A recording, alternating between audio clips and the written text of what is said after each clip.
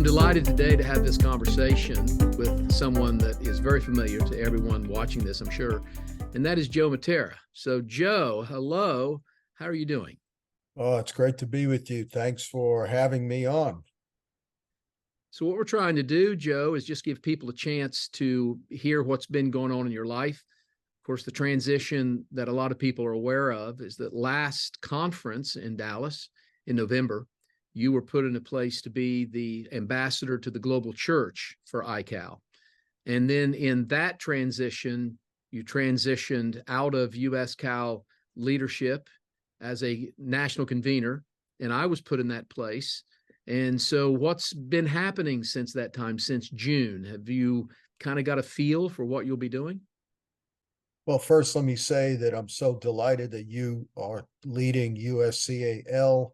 Oftentimes, when somebody leads a network and they step aside, the network or movement goes under for lack of leadership or visionary or apostolic planning. And I have full confidence that you and the team you put together is going to do an outstanding job and continue the legacy of US Cal and do greater things than we've ever done. So I appreciate the fact that you stepped in first and foremost. Otherwise, I would have felt guilty not doing it. And I feel no guilt at all. And I feel a total release to focus on the international church. And of course, to serve you and US Cal. I'm still on the board and still a part of ICAL, which means I'm part of US Cal. So I'm still in the team, except you're the visionary leader now. So I'm here to serve you and minister in any capacity. In terms of what I'm doing now, Apostle Kelly and then some of the international leaders prayed for me, including yourself, and released me to be the international ambassador to the global church.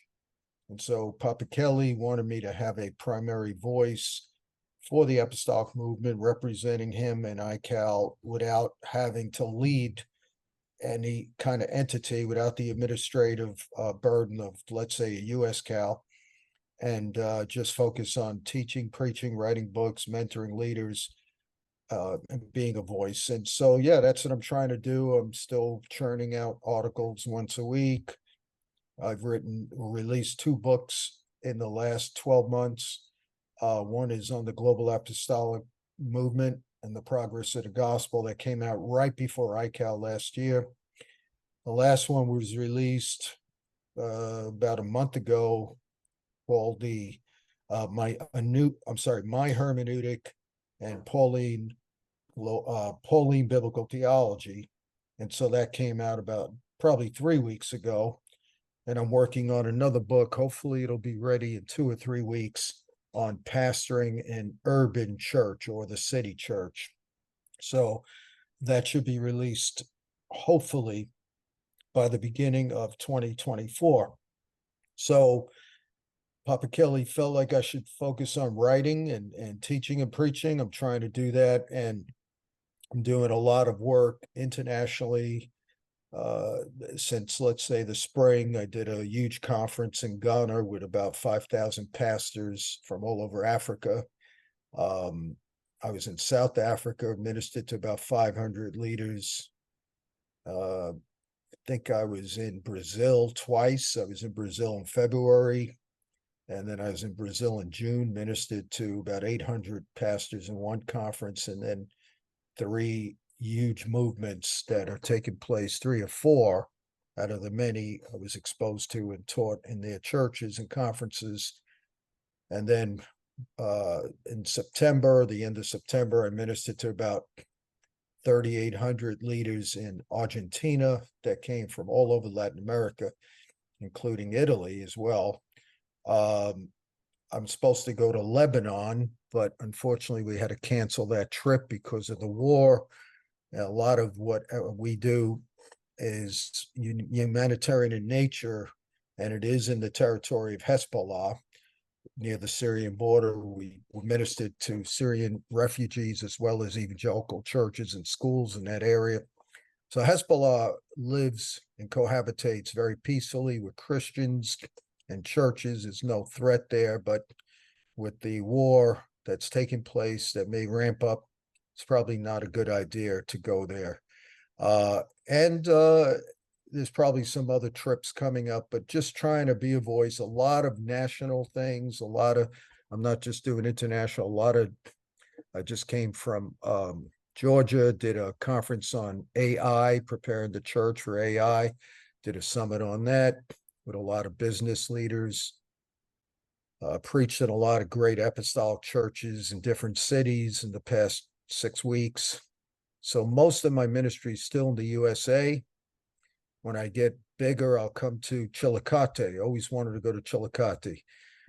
When I become, as long as I don't open my mouth and show them that I'm from New York, I should be safe. But I am doing a lot of stuff in the US, but maybe once a month going to another country. And again, it's leaders like you that make it possible for me to do what I do, because we have a model to point to in the US, as well as churches, incredible churches like the one you lead, as well as a network you lead besides US Cal. So yeah, the models are what we point to. It's not just theory, it's not just teaching and preaching. And I am delighted. One of the greatest gifts God has given me, besides salvation and besides an incredible wife and family, is all the close relationships I have. I mean, I can't understand pastors say they're lonely. I can't judge them, but I have so many close friends that are doing great things for God, people I can confide in, people I could get good advice from, people I could lay down my life for, and I know they do the same. You're one of them. And I just think it's amazing that we can minister together, even correct each other, keep each other in biblical balance, and learn from each other. So I'm excited over the apostolic movement in general, that's global and that's in the US, and all the friends and the collective of great leaders that we have. Yeah, I couldn't agree more, Joe, in terms of those relationships. And a lot of times people, especially Americans, we are so fixated on doing something. We always have to be busy. We invented the rocking chair so that when we sit, we can actually be doing something. And we undervalue relationships where, just like you said, you and I may or may not, but we don't have to do a conference together. We don't have to do an outreach together. Sometimes just sitting and talking to one another, building one another up, debating issues, or being able to bring different perspectives to the table whenever we're debating these issues.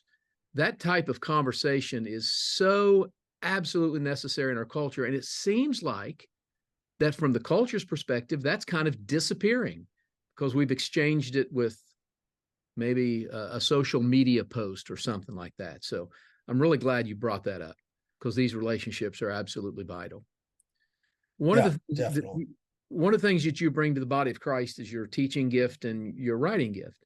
And so, as you said, you put out these weekly articles. They're always very insightful. So, why don't you tell people how they can sign up to receive those? Sure. Just go to my name, Joseph, Joseph, Mattera, Mattera. So it's two T's.org. And there is an Institute for Apostolic Leadership. We have about 100 students. It's free of charge. It's online. We have probably an archive of over 2,000 articles. Somebody could have access to that for $49.95 a year.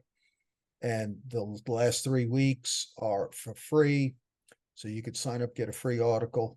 And then there's training videos and I think 14 books that are online. 2 of them are in Spanish and several of them are in other languages, but I don't have them up on my website. So yeah, that would be great. Any way we could serve. My goal is to influence leaders who influence culture and to be a service to the body of Christ. So yeah, I'd love for people to sign up.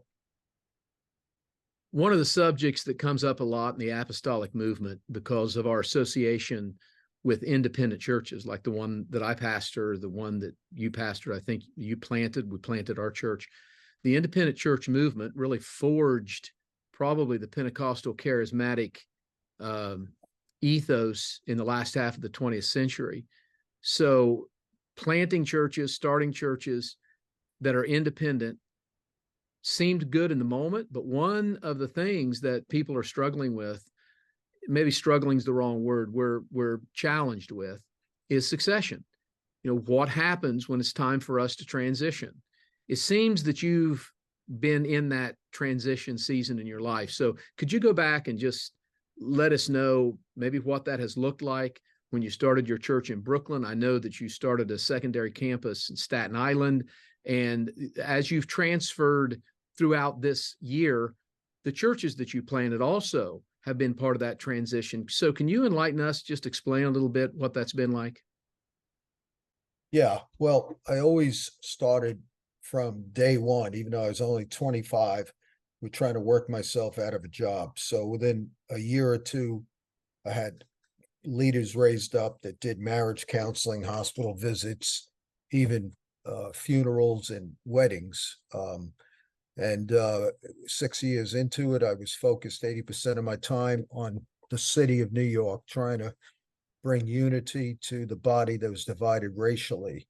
And God moved very powerfully. We had citywide meetings, retreats, unity communion services, resulting in me starting a collective called Christ Covenant Coalition in 1999. It was usually, more or less centered around the New York region.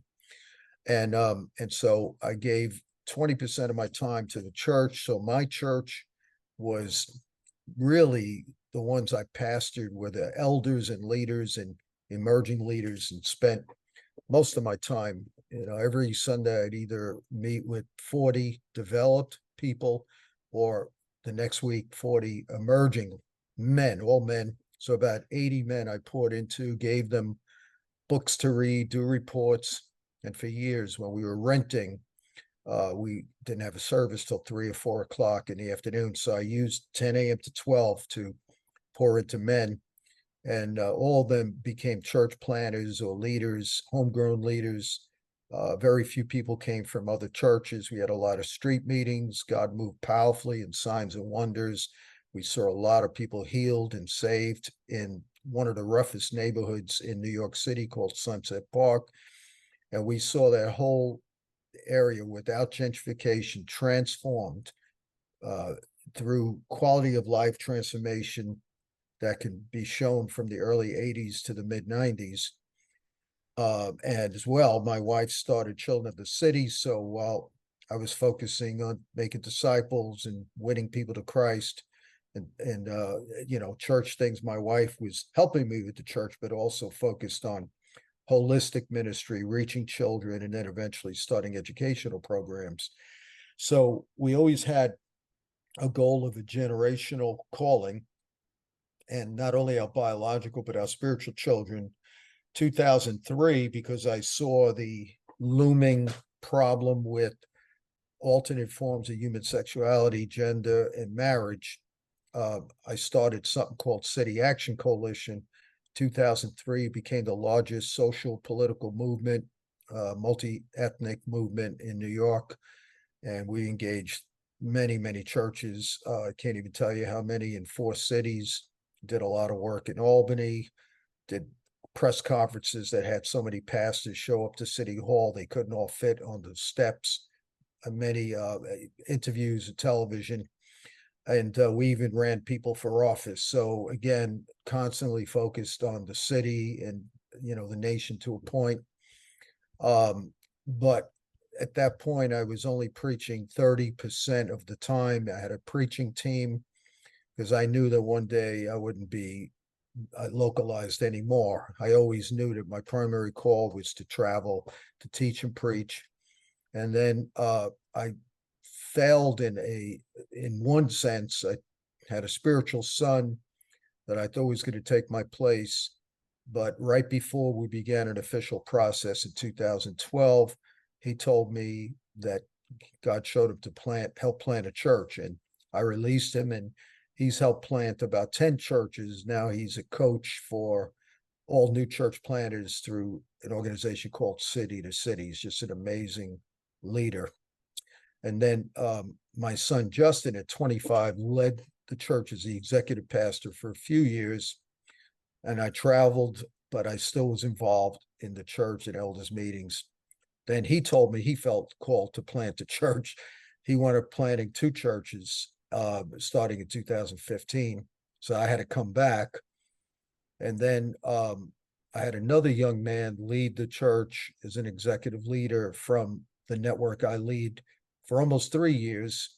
And then his church called him back to full-time focus in March of this year. And at the same token, my son Justin and I began getting prophetic words that he was supposed to come back. So his second turn around, he came back. And so we're merging his two campuses with our two campuses. He's an incredible business leader, very apostolic, entrepreneurial. So he took over July 1st. And I'm just not looking back. I'm just totally focused on the global apostolic movement, evangelicals as well, and some ecumenical things. It's not just those who are flowing in the way we do. But I think transition is hard from what I have read. I think in a book called Next, 85% of transitions fail. There is no exact way of doing it. Joel Osteen took his dad's place, but nobody knew he even had the ability to preach. And it seemed like a deathbed passing the baton from John to Joel. And so you'd think something like that would fail because there was no real plan. And then others have tried to have real plans. And for some reason or another, it didn't work. So we could give a lot of examples like Crystal Cathedral and other places. So it's hard. It's not easy. The fastest growing movement in the world is independent network Christianity, non-denominational most of the time, led by apostolic leaders who galvanize regions and even cities and nations together, sort of like ICAL, USCAL. And so the independent apostolic movement is the fastest growing expression, perhaps because some of the denominations have accumulated certain traditions that have compromised their missional ability to expand. I can't speak for God, and I'm just guessing maybe that's why, as well as the charismatic apostolic independent movement is exploding. Now we have about I think it's 600 million, the term that a lot of us are starting to use, because the word Pentecostal and charismatic could be a little bit confusing or divisive. So a lot of us have started to use the term spirit empowered Christianity. So that could fit third wave evangelicals, non-Pentecostals, non-charismatics. So spirit empowered Christianity is the fastest growing movement in the world in terms of Christianity, probably the world in general.